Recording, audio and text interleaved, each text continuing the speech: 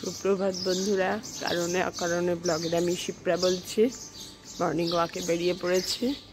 আজকে মর্নিং ওয়াকের কোনো চাপ নেই, কারণ বাবানের স্কুল গাড়িতে স্কুলে যাবে না, স্কুল হবে এই উইকেই, ওদের সামার পড়ে যাবে, স্কুল হবে অনলাইন ক্লাস, যার জন্য আমাদের কোনো চাপ নেই। যখনই বেরো যাই করো, আজকে বাজারের বিশেষ নেই, দুধ নেওয়াও নেই, একটু হেঁটেই বাড়ি চলে যাব। আজকে একটু রান্না আছে, দুদিন ধরে রান্না বন্ধ, বেশ আছি। তোমরা সবাই কেমন আছো গো?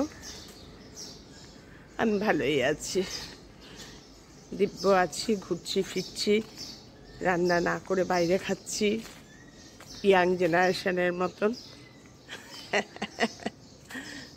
সকালটা যদি তোমাদের সঙ্গে শুরু না করি না, আর ভুলে যাই শুরু করতে। একটু হাঁটবো, হেঁটে। এখন রোজ একটা খাওয়ার নেশা হয়েছে, কি বলো তো, তালশাঁস। এটা আবার এইখানে সব সময় পাওয়া যায় না, এখানে যদি পাওয়া যায় তো নো প্রবলেম, নিয়েই চলে যাব। না হলে সেই যেতে হয় রামলাল বাজার, রামলাল বাজারে পাওয়া যায়। তাই রামলাল বাজার থেকে নিয়ে, এখান থেকে রামলাল বাজার অনেকটা হাঁটা, অনেকটা, ভেতর দিয়েও রাস্তা বিশেষ নেই, প্রায় মেন রোড দিয়েই যেতে হয়। সেই রামলাল বাজার থেকে দিয়ে এই তালশাঁসটা সবাই ভালোবাসে, আমার দুই মেয়ে নাতনি সবাই ভালোবাসে। এই যে এসে গেছে সেকেন্ড মর্নিং ওয়াকার। আমি হাঁটছিলাম, ও মেয়ের বাড়ি তুলসী পাতা দিতে ঢুকেছিল, আমি তাই তোমাদের সঙ্গে শুরু করলাম, ও এসে জয়েন করলো। এবার হাঁটা শুরু করি, তালশাঁস যদি পাই তোমাদের দেখাবো। মর্নিং ওয়াক থেকে ফিরে সব গাছে জল দিচ্ছি, এই ফিরলাম। আজকে মনটা একটু খারাপ হয়ে গেছে মর্নিং ওয়াক থেকে ফেরার সময়, তালশাঁস পাইনি। আসলে কি বলো তো, মানডেতে রামলাল বাজার বন্ধ থাকে, তার জন্যই বোধহয় কালকে জিজ্ঞেসও করে যাইনি যে আজকে তোমরা আসবে নাকি। তা যাই হোক, তিনতলার গাছগুলোতে যে জল দিই তোমাদের কোনোদিনও দেখানো হয় না। আমার এরিকাটা দেখো, দিব্যি জল না পেয়ে ভালোই আছে, প্লাস রোদ পেয়ে। আর আমার টগর ফুল গাছ, টগর ফুল গাছে খুব ফুল হচ্ছে, মোটামুটি 2, 3, 4, 5টা, কখনো 8, 9টা হয়ে যাচ্ছে। এই এখন এগুলোতে জল দেব। আজকে দেব হচ্ছে চাল ধোয়া জল, আজকে এরিকাটাতেও দেবো, এই জন্য 1 মগ ভর্তি করে এনেছি চাল ধোয়া জল। যেদিন জল দিই এরিকাটাতে, একদম ওপর থেকে নিত্য ভালো করে স্নান করিয়ে দিই, আবার 3-4 দিন পরে দেব। এরকমভাবে জল দিয়ে এরিকাটা এখন। আর টগর ফুল গাছটাতে রোজই দিই, অল্প বিস্তার করে রোজই দিই। এই টগর ফুল গাছ, জবা ফুল গাছ, আর ওই আরেকটা আছে পাতাবাহার, কাটা কাটা মতন, ওটার নামটা কি মনে করতে পারছি না। ওই 3-4টে গাছ আমি নিচে নামিয়ে রেখে যাব। আর এমনি পাতাবাহারগুলো এতটা জলের প্রয়োজন হয় না, 4-5 দিন 6 দিন জল না দিলেও কোনো অসুবিধা নেই। এই গাছগুলোই নামিয়ে রেখে যাব, এরিকাটা থাকবে এখানে, এখানে ভালোই আছে জল না দিয়ে। তাই বাড়ি ঢুকে ভাবলাম তোমাদের সঙ্গে একটু জল দেওয়াটা শেয়ার করি, কারণ ওপরের গাছে জল দেওয়া কোনো দিনই দেখানো হয় না। ওপরে আসি সে বিশেষ মোমেন্টে, দৌড়তে আসি, জল দিয়ে চলে যাই। এবার রান্নাঘরে ঢুকবো একের পর এক। আজকে রান্না আছে, কি রান্না করছি দেখাবো সেটাও। মর্নিং ওয়াক থেকে ফিরে সব গাছে টাছে জল দিয়ে এবার রান্নাঘরে ঢুকে পড়লাম। আজকে রান্না করব একটু চিকেন, অনেক দিন টানা খেয়েছে চিকেন ভর্তা, এবার করবো আজকে একটু চিকেন কষা, প্লেন চিকেন কষা, যেরকম একটু আলু দিয়ে, টমেটো দিয়ে, দই দিয়ে যেরকম করি সেভাবে, সেই রান্না আজকে করছি, তোমাদের দেখাচ্ছি। আর আমাদের বাড়িতে তো বোনলেস চিকেনই হয়, কারণ মেয়ে তো বোনফুল চিকেন খায় না, ছোটো মেয়ে, সেই জন্য বোনলেস চিকেন। এই কড়াইয়ে তেল দিয়ে দিয়েছি, এবার রান্নাটা করছি। অল্প একটু আলু দেবো, যেহেতু চিকেন অনেকদিন পর চিকেন কষা করছি, তাই একটু আলু দিলাম, নাহলে আলু না দিলেও ভালো। আলু আজকাল কেউ খেতে চায় না, তা আলুটা একটু ভেজে নিই, একটু নুন আর হলুদ দিয়ে আলুটা ভেজে নিচ্ছি। আজকে চিকেনটা মেখে করব না, আজকে একটু অন্যভাবে করব, সমস্ত মশলা ভেজে চিকেন দিয়ে এইভাবে করব।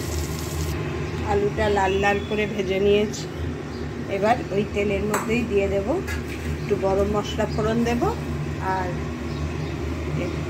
এলাচ, দারচিনি আর লবঙ্গ।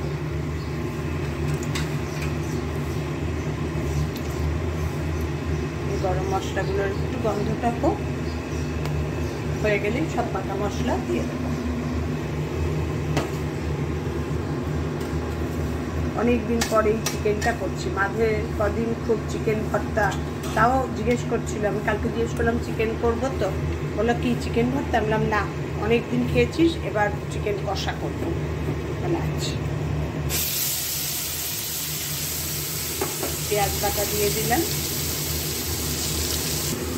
এর মধ্যে এবার দিয়ে দেবো রসুন, আদা, কাঁচা লঙ্কা বাটা বেটে এনেছি। সবুজ সবুজ হয় কেন বলো তো? কাঁচা লঙ্কার পরিমাণটা অনেকটা দিই, এইটাই ঝাল হবে, আর কিছু মশলা দেবো না।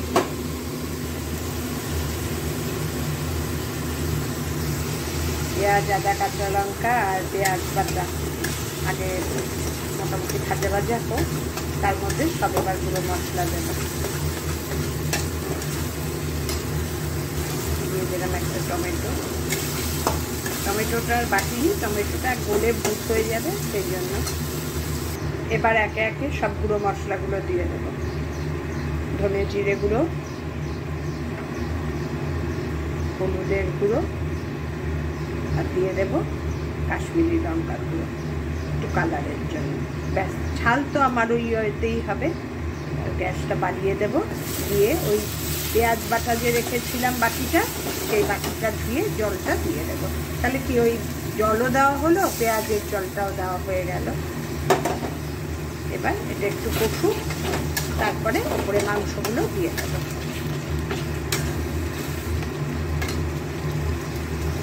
মশলাগুলো একটু কষে গেছে, এবার এর মধ্যে মাংসটা দিয়ে দেবো, চিকেনগুলো দিয়ে দেবো, চিপড়িয়ে চিপড়িয়ে দিয়ে একসঙ্গে সব কষাবো।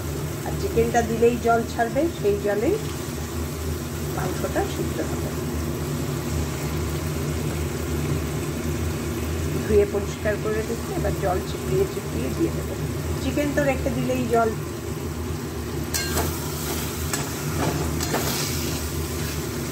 একটা জিনিস এখনো দিইনি, কি বলো তো, নুন দিয়ে এবার ঢেকে মোটামুটি একটু মাখিয়ে দিলাম।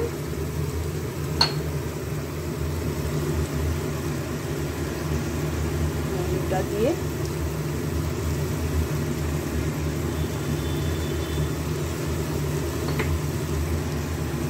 এবার ঢেকে গ্যাসটা একটু মিডিয়াম টু লোতে করে ঢেকে রেখে দেবো।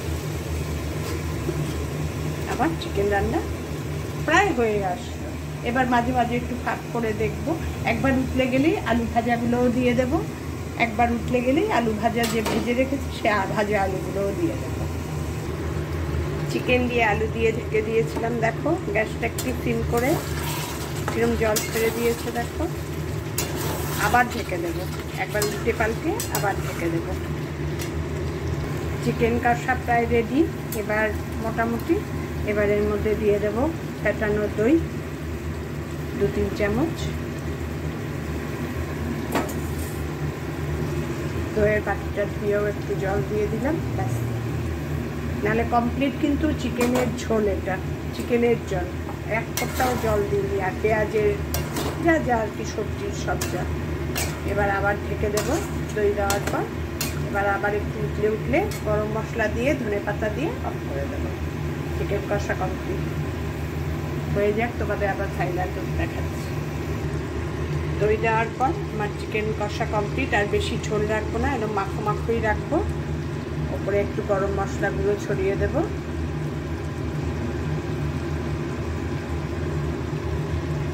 আর দিয়ে দেবো একটু ধনেপাতা, দিয়ে ঢেকে ব্যাস। এখন কিছু নাড়াবো না, কমপ্লিট আবার। আর যদি ফ্রেশ ক্রিম থাকতো ওপরে একটু ফ্রেশ ক্রিমও দিয়ে দিলে ভালো হতো, আমার নেই, আমি তাই দেবও না, এমনিতেই ফাটাফাটি।